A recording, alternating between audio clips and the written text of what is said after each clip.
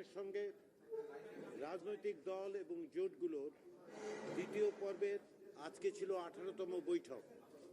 আমরা অত্যন্ত আনন্দের সঙ্গে বলতে পারি যে আজকে একটা বড় ধরনের অগ্রগতি হয়েছে, একে ঐতিহাসিক বলেও চিহ্নিত করা যায়।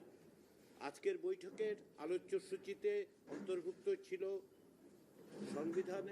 সাংবিধানিক এবং সংবিধিবদ্ধ প্রতিষ্ঠান, নির্বাচন কমিশন, সরকারি কর্ম কমিশন এবং এর বাইরে মহাহিসাব নিরীক্ষক ও নিয়ন্ত্রণ, দুর্নীতি দমন কমিশন এবং ন্যায়পাল নিয়োগের বিধান বিষয়ে আলোচনা। আজকে আমরা নির্বাচন কমিশন সংক্রান্ত আলোচনা সম্পূর্ণ করতে পেরেছি এবং সংবিধানের 7ম অনুচ্ছেদে যে নির্বাচন গঠন বিষয়ে বিধান আছে সেগুলো আলাপ আলোচনার মধ্য দিয়ে একটি ঐকমত্যে উপনীত হতে পেরেছি। নির্বাচন কমিশন মনোনয়নের জন্য সংবিধানে সুনির্দিষ্ট কমিটি গঠনের বিধান যুক্ত করতে রাজনৈতিক দল ও জোটগুলো ঐকমত্যে উপনীত হয়েছে।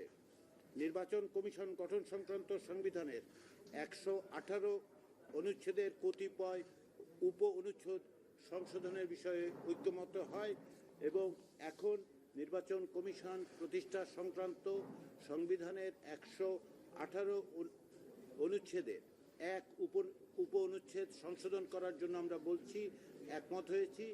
সেখানে বলা হচ্ছে, নতুন যে টেক্সট আমরা বলছি সেটা এইরকম: প্রধান নির্বাচন কমিশনার এবং আইনের দ্বারা নির্ধারিত সংখ্যক নির্বাচন কমিশনার সমন্বয়ে বাংলাদেশের একটি নির্বাচন কমিশন থাকিবে এবং এক জাতীয় সংসদের স্পিকার, যিনি বাছাই সিলেকশন কমিটির প্রধান হইবেন, ডেপুটি স্পিকার, যিনি বিরোধী দল থেকে নির্বাচিত হইবেন, প্রধানমন্ত্রী, বিরোধী দলীয় নেতা এবং প্রধান বিচারপতির প্রতিনিধি হিসেবে আপিল বিভাগের একজন বিচারপতির সমন্বয়ে একটি বাছাই বা সিলেকশন কমিটি, প্রধান নির্বাচন কমিশনার এবং অন্যান্য কমিশনারদের নিয়োগ করিবার উদ্দেশ্যে বিদায়ী নির্বাচন কমিশনের প্রধান ও অন্যান্য কমিশনারগণের মেয়াদ শেষ হইবার 90 দিন পূর্বে সংসদে প্রণীত আইনের দ্বারা, যেখানে নির্বাচন কমিশনার হইবার যোগ্যতা অযোগ্যতা, প্রার্থী অনুসন্ধানের পদ্ধতি, প্রাধিকার ও কর্মপদ্ধতির উল্লেখ থাকবে, তাতে নির্ধারিত পদ্ধতিতে ইচ্ছাপত্র এবং প্রার্থীর সংশ্লিষ্ট তথ্যাদি আহ্বান করা সহ কমিটির নিজস্ব উদ্যোগে উপযুক্ত প্রার্থীর অনুসন্ধান কার্যক্রম পরিচালনা করিবেন। খ.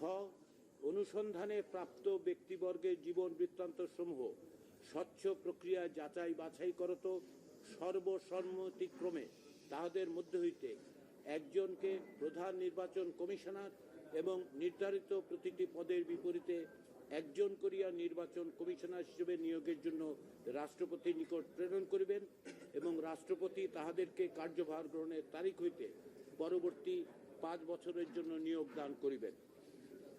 গ. স্পিকারের তত্ত্বাবধানে জাতীয় সংসদ সচিবালয় এই কমিটিকে সাচিবিক সহায়তা প্রদান করিবে। ঘ. বিদায়ী কমিশনের মেয়াদ শেষ হইবার অথবা অন্য কোনো কারণে পদ শূন্য হইলে পরবর্তী দিন হইতে নবনিযুক্ত প্রধান নির্বাচন কমিশনার ও কমিশনারগণ দায়িত্ব গ্রহণ করিবেন।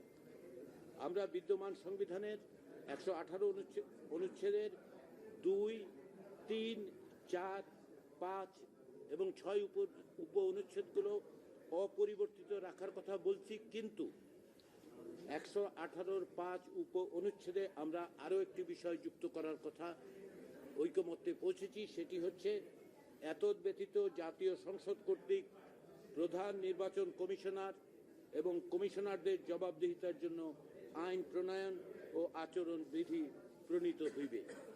আমি মনে করি জাতীয় ঐকমত্য কমিশনের সঙ্গে এই আলোচনায় রাজনৈতিক দলগুলো, প্রধান রাজনৈতিক দল সহ সমস্ত রাজনৈতিক দলগুলো তাদের নিজস্ব অবস্থান থেকে বড় রকমের ছাড় দিয়ে এমন একটি জায়গায় এসেছেন যা বাংলাদেশে ভবিষ্যতে একটি স্বাধীন এবং কার্যকর নির্বাচন কমিশন প্রতিষ্ঠার ক্ষেত্রে বড় সহায়ক হবে।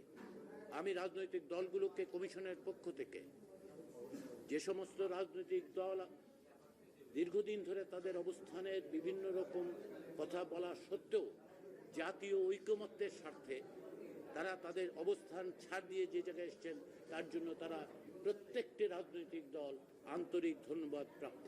সবাইকে আমি আবার ধন্যবাদ জানাই এবং আমরা আশা করছি যে আমাদের এই ব্যবস্থা, এই প্রচেষ্টা অব্যাহত থাকবে। আমরা এই জুলাই মাসের মধ্যেই একটি জুলাই সনদের, জাতীয় সনদের জায়গায় উপনীত হতে পারব।